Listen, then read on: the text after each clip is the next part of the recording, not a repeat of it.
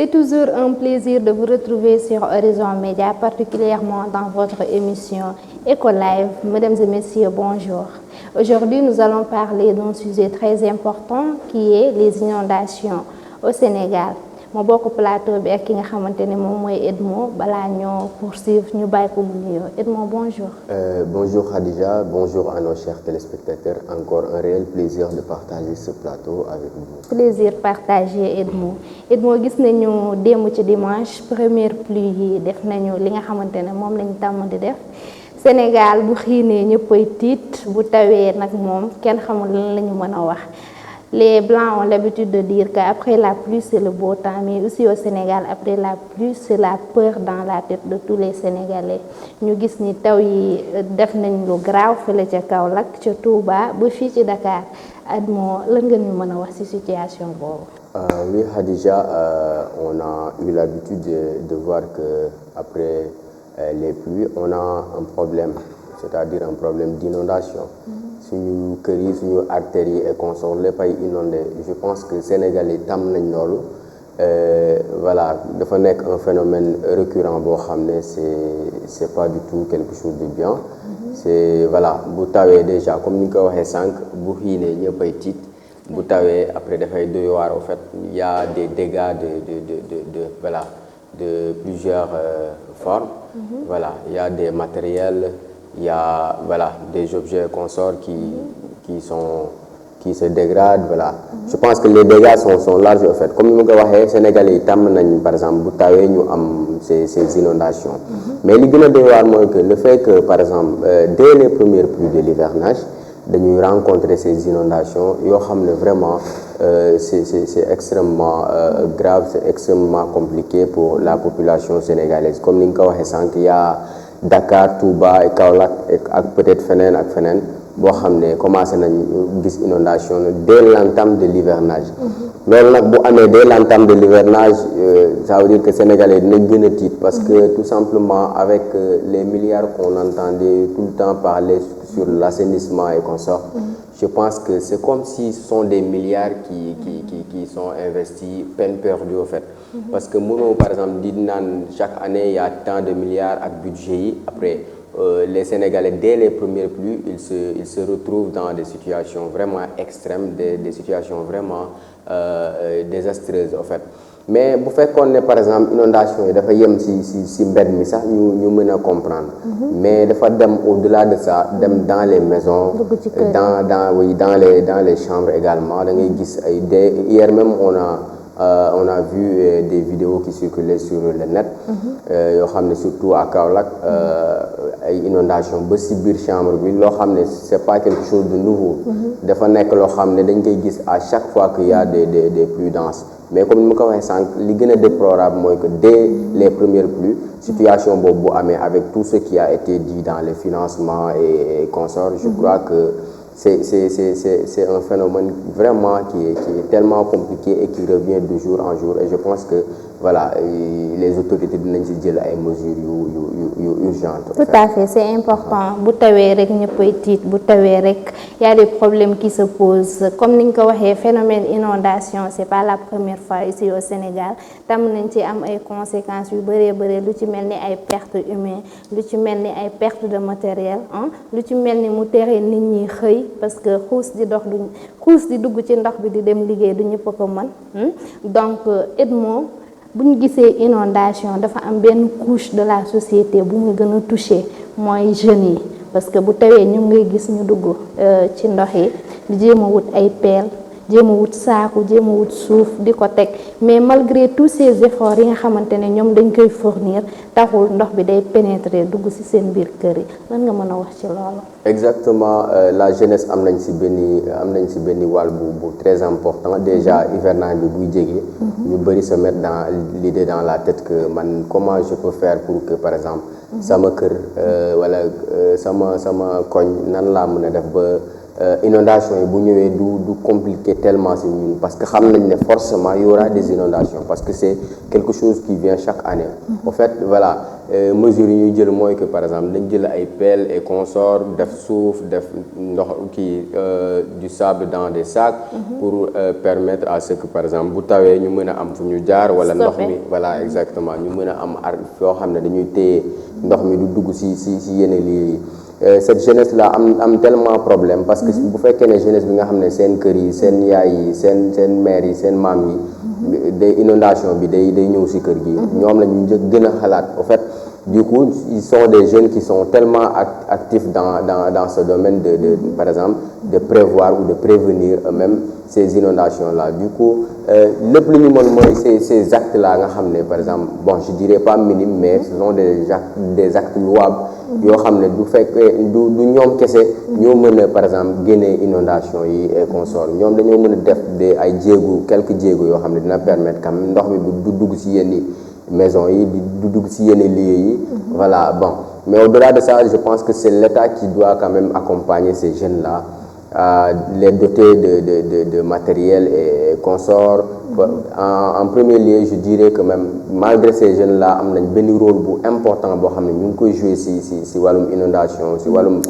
prévenir par exemple inondation yi nga xam ne na ñëw ci hivernage bi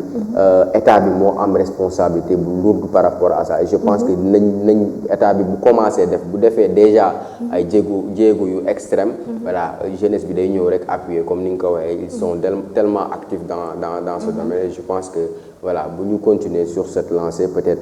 yenn artères yi dinañ mën a def tuuti benn avantage boo xam ne dina wàññi peut-être inondation yi en fait.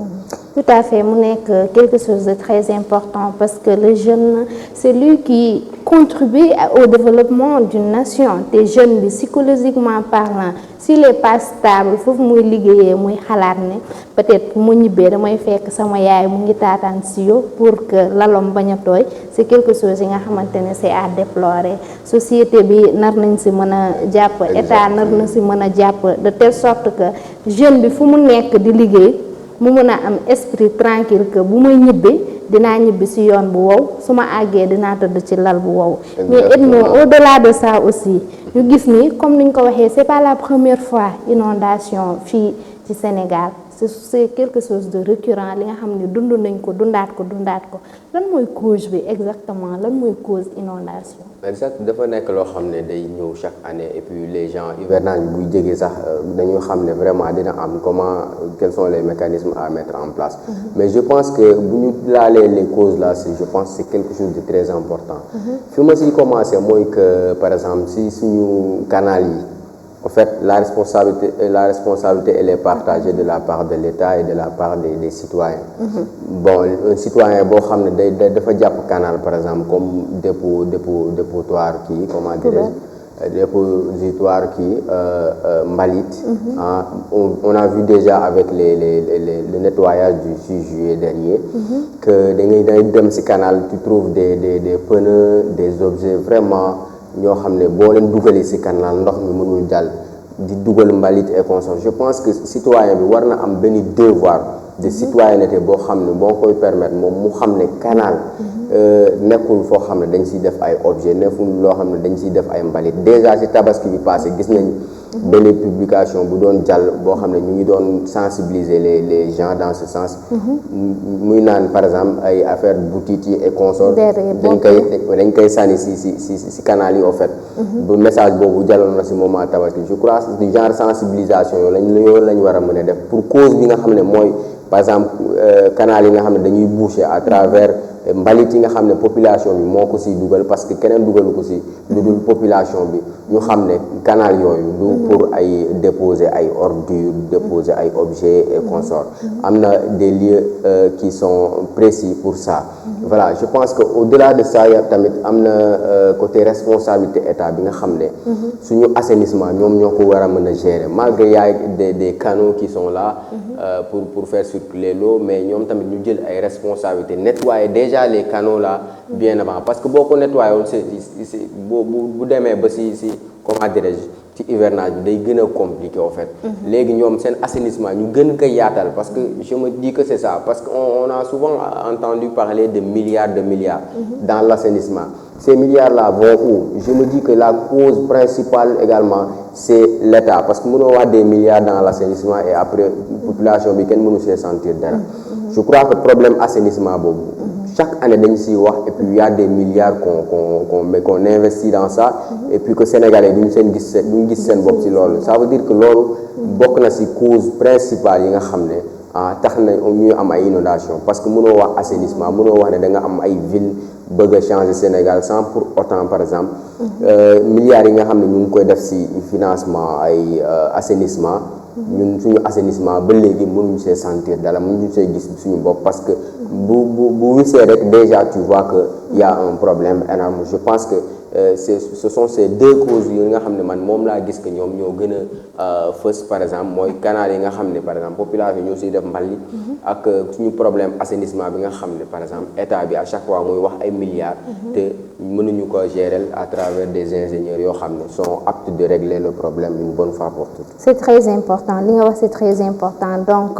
Edmo a lancé un message très important chaque Sénégalais lambda fi nga toog nar nga mën a xam ni les canaux là c'est pour faire passer l'eau pas pour être utilisé comme des dépôts d'ordures. benn message bu important mu ngi noonu tenez ça à l'esprit. Au-delà de ça aussi Edmo terrain yi nga xamante ne dañ koy jaay foofu nga xam ne ndox bi foofu lay jaar parfois loolu tamit je pense pas que ni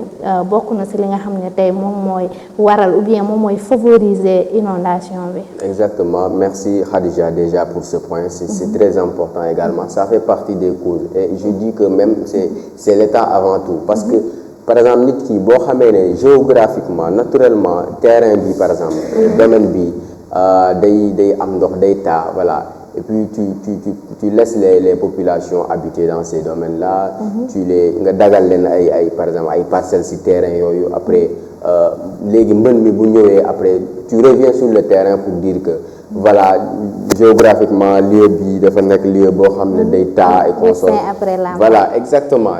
Du coup je dis que c'est l'État qui est responsable parce que bu dagul terrain foofu bu dagul ay parcelles foofu pour population bi duñu fa dëkk. Ça veut dire que c'est l'État qui doit réguler tout ce domaine-là pour que nit ñi duñu dëkk foo xam ne forcément même boo defee ay assainissement ça serait compliqué pour mu taw te amul ndox. Je pense que loolu comme ni ma ko waxee état bi war na jël responsabilité bu rëy côté boobu parce que am na ay compétences am ay moyens yu ko permettre par exemple mu mën a par exemple empêcher les gens à habiter dans ces lieux. Voilà mu def si peut-être quelque chose d'autre. te population yi tamit maay lancé un appel ki nga xam ne par exemple tu sais que ce lieu là vraiment peut-être dina am ay inondations c'est pas un lieu favorable yow même état bi bu la dagalee en âme et conscience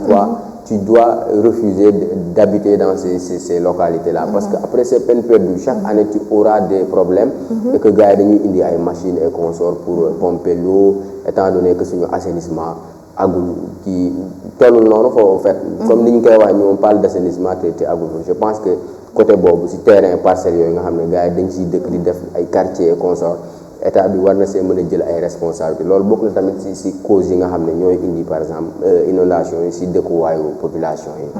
C'est important nit ku nekk bëgg nga am kër mais booy am kër na nekk fi nga xamante ne du këru noor nawet nga am problème c'est très important ce qu'il vient de dire. Au-delà de ça aussi Edmo ñu gis ni géographiquement parlant comme ni nga ko waxee am na ay gox-goxaan yoo xam ne daanu toon taax daanu toon inondé mais avec la construction des routes mu nekk loo xamante ne tey yoon yi bu ñu ñëwee bu ñu tabaxee routes yi ba am ay canal ci la kër yi commencé inondé phénomène boobu lan nga ci mën a wax. Bon exactement c'est parce que tout simplement est-ce qu'on a des ingénieurs yoo xam ne ñooy jël projet yooyu voilà à la hauteur est-ce que ingénieurs yooyu nekk nañu à la hauteur parce que tout simplement booy def ay infrastructures da ngay sóoraale par exemple des canaux yoo xam ne mooy permettre que ndox mi bu ñëwee mu mën a jàll ce sont des paramètres yoo xam ne da nga koy étudier bien avant du coup bu ñu demee ba après avoir eu des constructions comme ça et que muy indi ay inondations et consorts je pense que c'est parce que le travail n'a pas été bien fait voilà. Exactement. Je pense que les gens dinañ état je dirais même dina dem ci perspective boobu si lancé boobu si ligne boobu je dirais si logique boobu ba xam ne bu ñuy defati par exemple yenn infrastructure yi on met également des canaux yoo xam ne dina permettre qu'il y aura pas d'eau aux alentours par exemple du causer ay inondations mu nekk loo xam ne c'est déjà prévu avec peut-être les études avec les ingénieurs et consorts je crois que loolu tamit c'est un point essentiel par rapport à tout ça. Très important bu ñu jógee ci loolu daf mooy pousse ba ma ne l'homme qu'il faut à la place qu'il faut donc tey jii nii Edmo problème assainissement nekk na loo xam ne ñun mii di wax sax fii lañ ko fekk donc ñuy dégg ay milliards ci domaine boobu noonu chaque année ñuy wax ci milliards yi mënuñu gis changement taxul. buñ ne xiin na rek le Sénégalais il a peur le Sénégalais il se dit comment est-ce que je vais faire pour que ñetti mois yi alors qu'il faut le souligner au Sénégal presque 3 mois lay taw si c'était 6 mois comment est-ce qu'ils allaient faire léegi millions yooyu noonu ñun bëgg nañu xam millions yooyu fan la dugg en fait ñooñu di gérer millions yi ak milliards yu ñuy dégg problème ban la ñu am problème compétence la ñu am problème yar la ñu am problème éducation la c'est quoi le problème exactement ba nga xam ne sénégalais bu ñu jox xaalis milliard rek doo ko def fi nga ko nar a def mais da nga koy def sa poche si yarin bi la manque de compétence la wala c'est quoi exactement le problème. Khadija, en fait ñun suñu politique ñun Sénégal dafa doy waar en fait. c'est un peu compliqué à dire parce que ñun parce que boo waxee ne man dénk ma réew mi wala dénk ma localité bi par exemple en tant que maire wala leneen. c'est parce que toi tu te considères apte, tu te considères être compétent, tu te considères être voilà la personne qu'il faut à la place qu'il faut pour par exemple régler les problèmes des populations. loolu moo waral par exemple population bi la wóolu di la fal. après ça bu fekkee ne beau discours ak par exemple mën a convaincre moo tax nga convaincre population bu ñu fal la tamit puis nga jaay leen loo xam ne du loolu par exemple boo nekkee ci sa fonction tamit après voilà ça serait peine perdue voilà ñuy gis yenn situation yoo xam ne population bi sax mënul gis ci boppam en fait à chaque fois dañuy gis les mêmes choses du coup boo jëlee engagement pour jiite war nga mën a am benn compétence par exemple les hommes qu'il faut à la place qu'il faut les personnes qu'il faut à la place qu'il faut avec de la compétence de l'expérience ba xam ne yow xaalis bi nga xam ne moom lañ la parce que duñ la dénk rek bàyyi la noonu ça veut dire que tu as un financement am na budget yoo xam ne c'est fait. Maintenant à travers ce budget là on dit que voilà yaa géré assainissement wala yaa géré lii yaa géré environnement on parle de milliards à chaque année voilà comme si ces milliards là nous venaient je sais pas d'où c'est comme si c'est un peu facile d'avoir ces milliards là et de les investir sans pour autant sénégalais yi gis ci seen bopp je pense que mënuñu à chaque année ñuy wax ay tant de milliards ci ay domaines ci ay ministères ci assainissement te saa yu xiinee saa yu commencé taw tuuti rek sénégalais yi commencé sentir que ne comme si rien n'a été fait comme si ce sont ces investissements qui sont jetés à la poubelle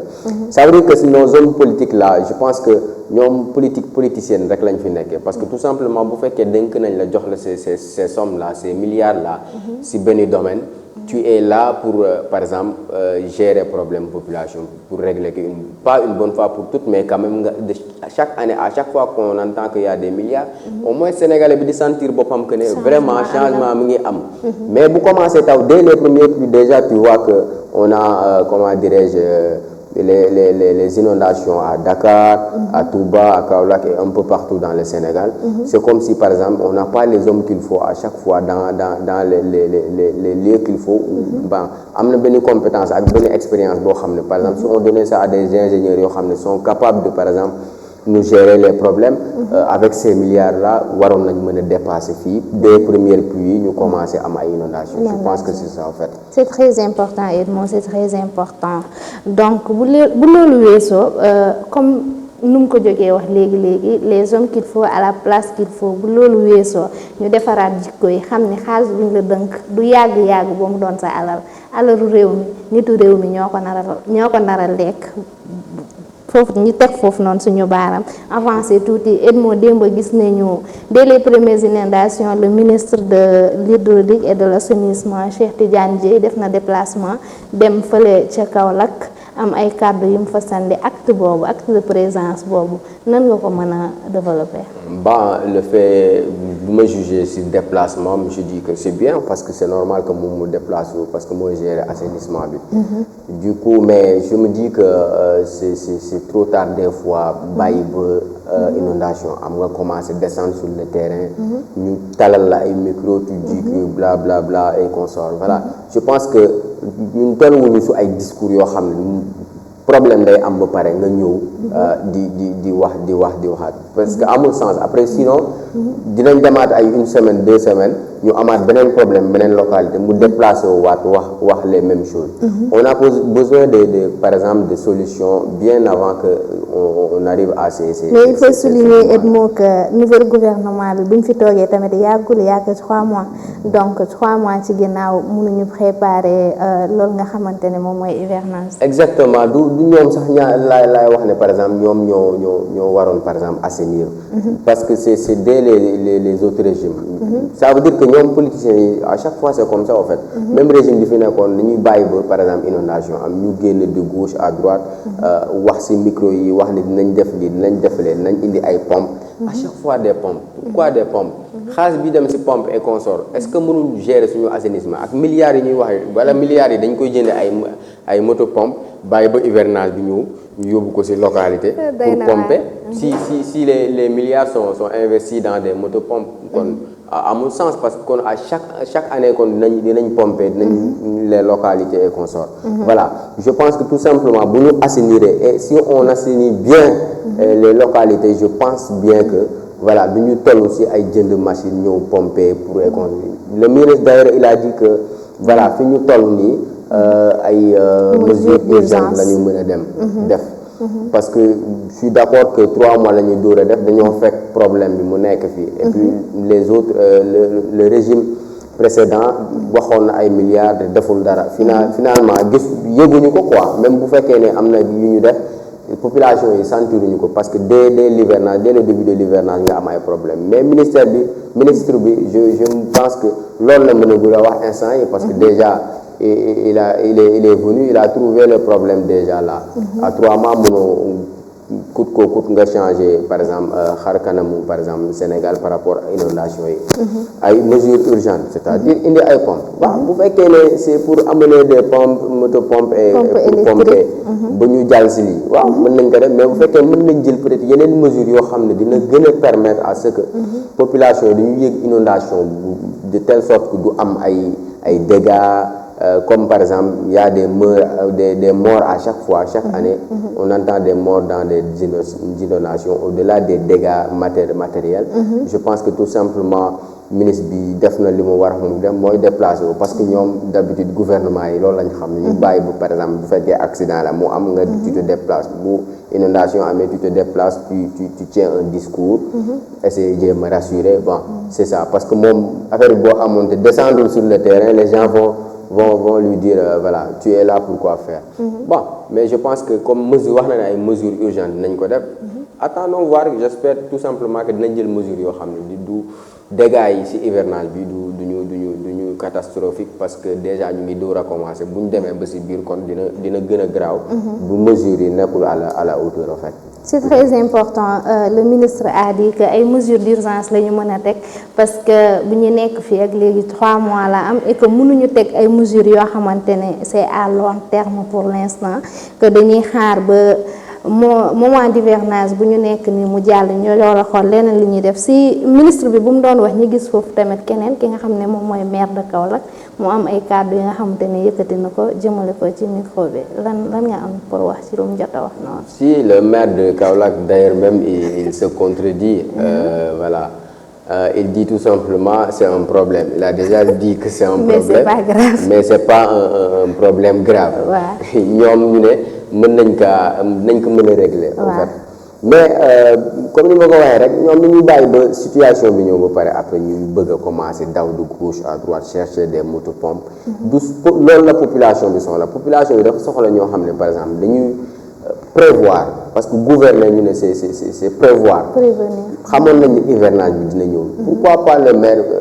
mu jël ay dispositions yoo xam ne dina tax que une fois hivernage bu ñëwee gars yi duñu sentir les choses dès les premières pluies mais bàyyi ba première pluie nga ne que le problème c'est un problème mais c'est pas un problème grave. ce sont des discours mooy politiciens yi ku mën a wax rek nga falu c'est ce que je me dis boo mënee wax rek nga falu du coup loolu la ñu war a bàyyi di naxaatee di wax les Sénégalais tel fal ma dinaa def lii et puis après Sénégalais pour population bi du si sentir dara du si gis boppam parce que ñoom autorités yi après ñoom du ñu am problème seen kër yi mosoo gis ñu ne la autorité tel këram dafa inondé moi j'ai jamais vu voilà du coup c'est le plus bas peuple bu nga xam ne peut-être seen loxo jotul gannaaw wala ay consort ñooy gën a yëg problème yi parce que ñee ñu ngi dëkk sur des appartements bien aisés dëkk nañ fi nga xam ne moo gën a neex si dëkkuwaay dans des immeubles dans des appartements c'est vrai ils ont de l'argent mais nañu xalaat par exemple ñun si xaalis askan wi nga xam ne ñu ngi leen moom lañ leen dénk ñu jàppale ñu de telle sorte que ñun problème yi ñu am quotidiennement ñu mën ko génne mais je me dis que ça c'est éternel recommencement parce que depuis quand on parle d'inondation ba à chaque fois comme ni ma la ko waxee dañuy bàyyi ba inondation bi am ñu descendre sur le terrain dire que le problème voilà on va régler voilà je pense que ce sont des choses qui sont contradictoires ak ñoom li ñuy promettre les populations ñoom bu ñu bëggee falu je crois que il prendra aussi des mesures après que les conséquences sont déjà là vraiment c'est très important Edmo li nga wax noonu donc ministre bi il a lancé un message très important démb bu muy wax nee na nañu jàpp ni lépp li nga xamante ne def nañ ko foofu noonu c'est pas politiquement parlant mais c'est en tant que un citoyen lambda donc kenn ku ci nekk fi nga nekk nga xëccee sa boor ba situation bi décanté pour le moment bu leen weesoo Edmo ñu gis ni BRT yi ak Dakar Dem Dikk lépp daanaka surtout côté banlieue bi taxaw nañu pour le moment lépp ak inondation ñu gis ni les conséquences sont tellement nombreuses que buñ si nawee taxaw duñ jeexal. Exactement, les conséquences sont énormes et puis par exemple boo waxee inondation ça veut dire que bu amee rek day yàq lu bëri au fait parce que nit ñi circulation lañu xam da ngay xëy circuler de tel lieu à tel lieu pour aller travailler pour aller vaquer à tes occupations léegi bu amee ay inondation et déjà avec suñu tali yi wóorul da ngay gis déjà ay comment dirais-je ay rigoles yoo xam ne je dirais ay canal yoo xam ne du tëju sax déjà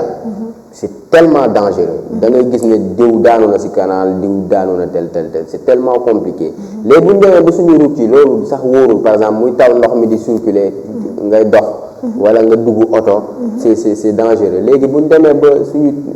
moyen de transport yi dem arrêté ça veut dire que la situation est tellement grave conséquences yi dañoo néfaste te bu transport en commun yi bougé wul population bi du bougé liggéey du am déjà gis nga ñu bëri buy taw sax dañu naan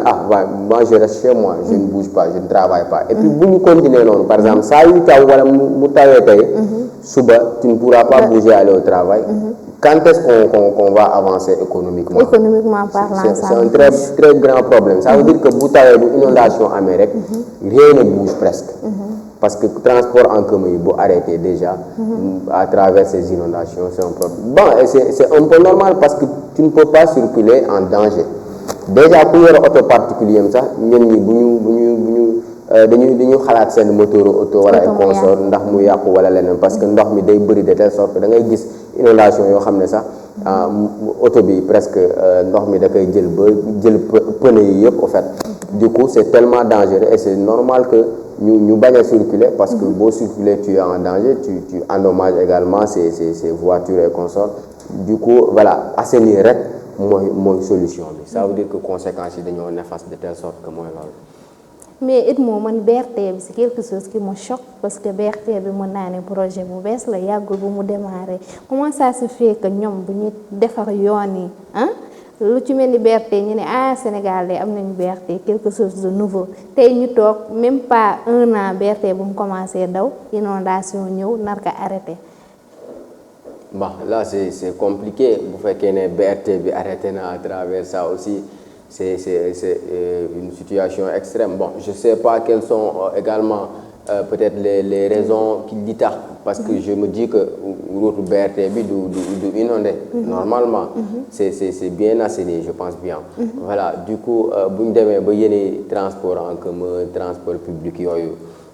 arrêté am nañu des raisons peut-être valables ki yu tax ñu def ko parce que du ñu arrêté loolu pour rien en fait. Je pense que situation bi dafa large quoi, conséquences yi ñoo tellement néfastes et puis surtout ici à Dakar.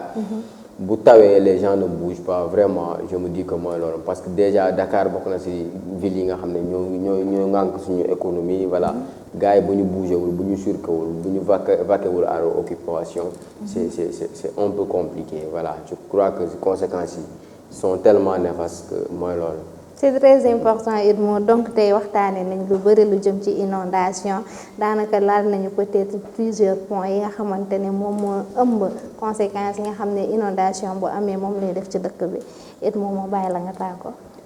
Khadija, un réel plaisir encore ma partager plateau bi ak yow bon je lance un appel à nos chers autorités tout simplement de nous aider nous la population de par exemple ñu wàññi ñu suñu inondation parce que inondation bu amee ñenn ñi déjà amuñu des voitures pour dugg ci ba seen lieu de travail ay transport en commun ñenn ñi dañuy dox te bu tawee mënoo mën a dox ci ndox mi déjà tu seras sale voilà bon da ngay obligé sumi say daal xuus ci ndox mi on en voit tout le temps parce que ñenn ñi mënuñoo toog ci seen kër yi. Je pense que tout simplement état bi dina ci jël ay mesures yoo xam ne comme ni ko ministre bi waxee des mesures urgentes yoo xam ne dina permettre inondation yi mu wàññeeku pas que année bi tax mu jeex mais que dina wàññeeku. Je lance également un appel à nos chers comment dirais-je citoyens la population sénégalaise que bu tawee surtout ici à Dakar ñu moytu tout simplement di dox ci mbed mi parce que di dugg ci ndox mi parce que fi ngay teg sa tànk yoo xamoo ko am na canal yoo xam ne déjà gouvernement moo ko waroon tëj moo ko waroon fermer mais defuñu ko et puis c'est un danger de circuler comme ça voilà je pense que dinañ ci bàyyi xel de telle sorte que voilà mooy loolu et puis voilà je leur dis nous compatissons à ces problèmes-là et que peut-être avec les mesures qui seront prises dinañ ci am yaakaar. Merci à nos chers téléspectateurs. Merci à toi Edmo. L'émission tire à sa fin tey ñu doon waxtaanee li nga xamante ne moom mooy inondation l'hivernage avec ses multiples conséquences seen émission Eco Live lii la leen indiloon ñu leen di jox dig daje beneen yoon ak beneen numéro merci.